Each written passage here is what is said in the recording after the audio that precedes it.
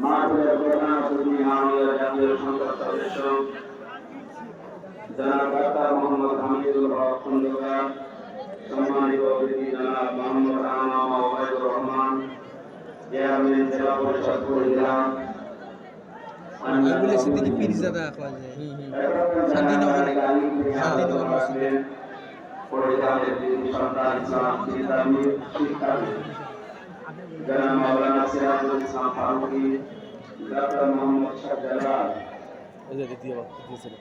और भावना लगा दूसरो दुनिया के अंदर के मौजूद सम्मान दे और बढ़िया है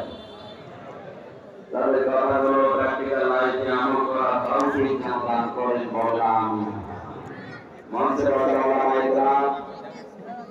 सामने मुसलमान भाईरा और सम्मान तमाम बोलेगा